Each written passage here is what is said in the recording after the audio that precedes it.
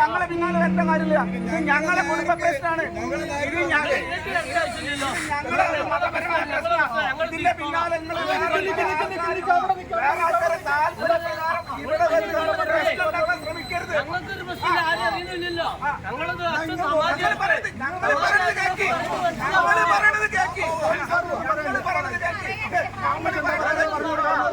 ഇതെന്റെ സ്വന്തം ഭർത്താവ് ഒരു സമാധിയായതാണ്. നിങ്ങൾ എന്തിനാണ് ഇതിന്റെ കാര്യത്തിൽ ഇങ്ങനെ ഇടപെടുന്ന? നാട്ടുകാർക്കും ആർക്കും ഇതിൽ ഇടപെടേണ്ട ആവശ്യമില്ല.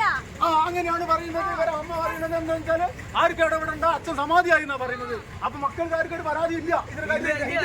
ഇത് പോലീസുകാർക്കോ സർക്കാരിനോ ഒന്നത്തിൽ യാതൊരു ഇടപെടേണ്ട കാര്യമില്ല. ഇത് തികച്ചും ഞങ്ങളുടെ ആവശ്യമാണ്. ഞങ്ങളുടെ അച്ഛൻ വളരെ ഭദ്രമായിട്ട് വളരെ സന്തോഷപൂർവ്വം സമാധിയായതാ. അതിനെ തൊട്ട് കളങ്കപ്പെടുത്താൻ പാടില്ല, അതിന് ആപത്ത് വരുത്താൻ പാടില്ല. അതുകൊണ്ട് അതിൽ കയ്യിലൊക്കെ ഞങ്ങൾ സമ്മതിക്കൂല.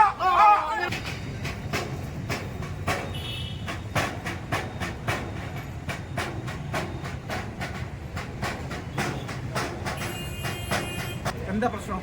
എന്താണ് ഇവിടെ സംഭവിക്കുന്നത്? എന്താണ് ഇവിടുത്തെ പ്രശ്നം? നിങ്ങൾ എന്താണ് ഇതിനെ പിന്നാലെ വരുന്നത്? എന്റെ അച്ഛൻ കിളിസ്വാമി, അദ്ദേഹം മരിച്ചിട്ടില്ല. കിട്ടിപ്പോയി കിട്ടിപ്പോയി. കിളിസ്വാമി മരിച്ചിട്ടില്ല. കിളിസ്വാമി മരിച്ചിട്ടില്ല. കിളിസ്വാമി അവിടെ അച്ഛൻ മരിച്ചിട്ടില്ല. അച്ഛൻ സമാധിയായതാ. നിങ്ങൾ എന്തിനാണ് ഇത് കിട്ടിപ്പോയി. മരിക്കാത്ത ആളെ എങ്ങനെ നിങ്ങൾ പറയാൻ പറ്റും? മരിച്ചിട്ടില്ല, അദ്ദേഹം സമാധിയായിട്ടുള്ളൂ. അദ്ദേഹം ഈ അരമണിക്കൂറിനകം അദ്ദേഹം കൈലാസത്തിലേക്ക്, അദ്ദേഹത്തിന്റെ ആത്മാവ് കൈലാസത്തിലേക്ക് എത്തിക്കഴിഞ്ഞതായിട്ട് എനിക്ക് വിവരം കിട്ടിയിട്ടുണ്ട്. പിന്നെ എന്തിനാണ് നിങ്ങൾ ഞങ്ങളെ പിന്നാലെ വരുന്നത്?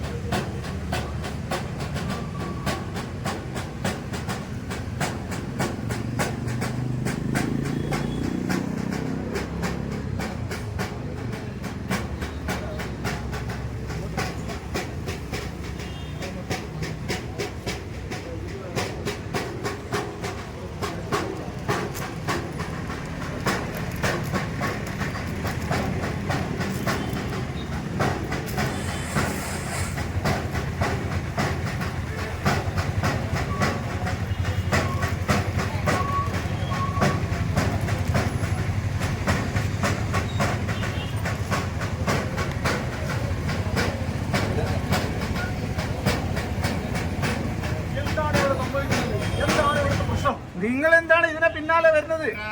എന്റെ അച്ഛൻ കിളിസ്വാമി അദ്ദേഹം മരിച്ചിട്ടില്ല. കിട്ടിപ്പോയി. കിളിസ്വാമി മരിച്ചിട്ടില്ല. കിളിസ്വാമി മരിച്ചിട്ടില്ല. കിളിസ്വാമി അവിടെ. അതെ അച്ഛൻ മരിച്ചിട്ടില്ല. അച്ഛൻ സമാധിയായി സമാധിയായതാണ്. നിങ്ങൾ എന്തിനാണ് ഇതിനെ പിന്നാലെ വരുന്നത്? ഇത് കിട്ടിപ്പോയി. മരിച്ചിട്ടില്ല. മരിക്കാത്ത ആളെ എങ്ങനെ നിങ്ങൾ പറയാൻ പറ്റും? മരിച്ചിട്ടില്ല. അദ്ദേഹം സമാധിയായിട്ടുള്ളൂ. അദ്ദേഹം ഇതാ ഈ അരമണിക്കൂറിനകം അദ്ദേഹം കൈലാസത്തിലേക്ക്, അദ്ദേഹത്തിന്റെ ആത്മാവ് കൈലാസത്തിലേക്ക് എത്തിക്കഴിഞ്ഞതായിട്ട് എനിക്ക് വിവരം കിട്ടിയിട്ടുണ്ട്. പിന്നെ എന്തിനാണ് നിങ്ങൾ ഞങ്ങളെ പിന്നാലെ വരുന്നത്? നിങ്ങൾ എന്തിനാണ് ഞങ്ങളെ പിന്നാലെ വരുന്നത്? ഞങ്ങളൊരു സാധാരണ കുടുംബമല്ലേ? എന്റെ അച്ഛൻ ഒരു കൂലിപ്പണിക്കാരനല്ലേ? കൂലിപ്പണിക്കാരൻ സമാധിയാകാൻ പറ്റൂലേ? നിങ്ങൾ എന്തിനാണ് ഞങ്ങളെ പിന്നാലെ വരുന്നത്? ഇതാണ് ഇവിടുത്തെ പ്രശ്നം. ആർക്കും അറിയില്ല ഇയാൾ എവിടെ പോയി എന്നുള്ളത്. ഇയാൾ സമാധിയായി എന്നാ പറയുന്നത്. മക്കള് പറയുന്നു അച്ഛൻ സമാധിയായി എന്നുള്ളത്. പക്ഷെ ഇത് കണ്ടെത്തേണ്ട ഉത്തരവാദിത്തം ആർക്കുണ്ട്? അല്ല പറയണ്ടോ? ഒന്നും പറയണ്ടെന്ന്. എന്ത് പറയാനുള്ളത്? നാട്ടിൽ പറഞ്ഞു നടക്കും. നമ്മൾ സമാധിയാവും. ഈ സമാധിയായ ആളെ കിട്ടിയില്ല. അപ്പൊ ഇങ്ങനത്തെ ഇതിന് പറയാനില്ല. ഒന്നുമില്ല. ഒരു കാര്യം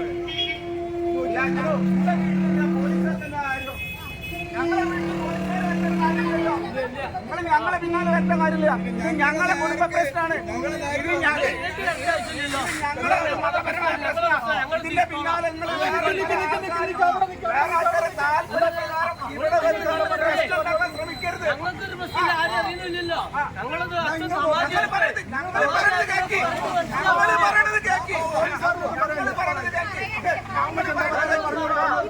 ഇതെന്റെ സ്വന്തം ഭർത്താവ് ഒരു സമാധിയായതാണ്. നിങ്ങൾ എന്തിനാണ് ഇതിന്റെ കാര്യത്തിൽ ഇങ്ങനെ ഇടപെടുന്ന? നാട്ടുകാർക്കും ആർക്കും ഇതിൽ ഇടപെടേണ്ട ആവശ്യമില്ല. അങ്ങനെയാണ് പറയുന്നത്. ഇവരെ അമ്മ പറയുന്നത് എന്താ വെച്ചാല് ആർക്കും ഇടപെടേണ്ട, അച്ഛൻ സമാധിയായി എന്നാ പറയുന്നത്. അപ്പൊ മക്കൾക്കാർക്ക് ഒരു പരാതി ഇല്ല.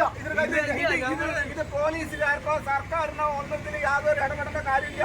ഇത് തികച്ചും ഞങ്ങളുടെ ആവശ്യമാണ്. ഞങ്ങളുടെ അച്ഛൻ വളരെ ഭദ്രമായിട്ട് വളരെ സന്തോഷപൂർവ്വം സമാധിയായതാ. അതിനെ തൊട്ട് കളങ്കപ്പെടുത്താൻ പാടില്ല, അതിന് ആപത്ത് വരുത്താൻ പാടില്ല. അതുകൊണ്ട് അതിൽ കയ്യിലൊക്കെ ഞങ്ങൾ സമ്മതിക്കൂല. ഇതാ സുഹൃത്തുക്കളെ, നിങ്ങളെല്ലാവരും കേൾക്കാം. ഇതാ ഇവരുടെ മക്കൾ വയലുണ്ടായിരിക്കുന്നു. ഈ സമാധിയായ അച്ഛന് ആരും തൊട്ട് വെക്കരുതെന്നാണ് ഇവർ പറയുന്നത്. അവരെ കളങ്കപ്പെടുത്തരുതെന്ന് പറയുന്നു. നമ്മുടെ നാട് ഇത്രയും പുരോഗമിച്ചുകൊണ്ടിരിക്കുന്ന ഈ കാലഘട്ടത്തിൽ ഇത് അംഗീകരിക്കാൻ പറ്റുമോ? നിങ്ങൾ ഇതിനൊക്കെ കൂട്ടിവെക്കാൻ പാടുണ്ടോ? ഇത് ഞങ്ങളെ അച്ഛന്റെ പ്രശ്നമല്ലേ? ഞങ്ങളെ വീട്ടിലെ പ്രശ്നമല്ലേ?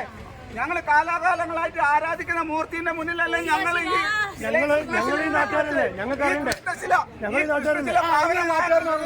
ഇന്നൊക്കെ അറിയണോ? ഇതായിരിക്കുന്നു. ഇത് അടുത്തുള്ള ഒരു അയൽവാസി പറയുന്നത് ഞങ്ങൾക്ക് അറിയണം ഈ അച്ഛൻ എവിടെ പോയി എന്നുള്ളത്. രക്ഷിതാക്കൾ പറയുന്നത് അച്ഛൻ സമാധിയായി പോയി. പിന്നെന്താ പ്രശ്നം? അച്ഛപ്പോ ദേവലോകത്തെത്തി.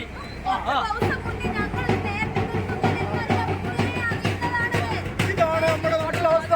ഇതാണ്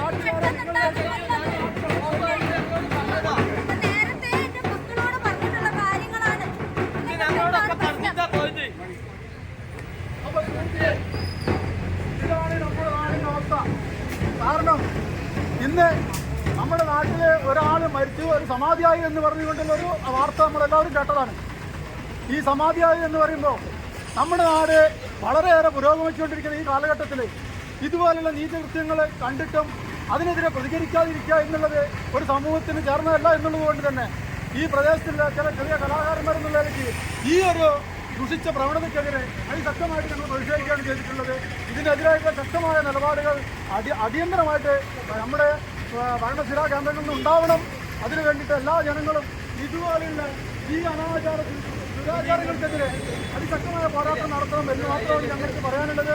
അതിനുവേണ്ടി മാത്രം ഒരു ചെറിയൊരു ഇൻസ്റ്റന്റ് നാടകമാണ് ഞങ്ങളിവിടെ പറഞ്ഞ ഈ പ്രദേശത്തുള്ള ചില കലാകാരന്മാർ ചേർന്നിട്ട് നടത്തിയിട്ടുള്ളത്. ഇത് കണ്ടുകൊണ്ടിട്ടുള്ള എല്ലാവർക്കും ഞങ്ങളുടെ ഹൃദയം നിറഞ്ഞ നന്ദി രേഖപ്പെടുത്തിക്കൊണ്ട് നിർത്തുന്നു.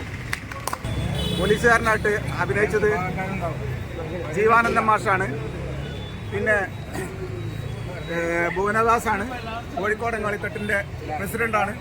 പിന്നെ കോഴിക്കോടൻ കളിത്തട്ടിൻ്റെ തന്നെ മറ്റൊരു കലാകാരനാണ് സുരേഷ് നല്ലൂര്, മറ്റൊരു കലാകാരിയാണ് ദിവ്യ ഇന്ദിവരം.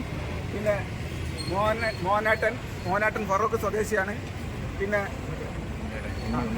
ഉണ്ണിയേട്ടൻ നല്ലൂർ സ്വദേശിയാണ്, നമ്മുടെ ഒരു ഫറൂഖിലെ ഒരു കലാകാരനാണ്.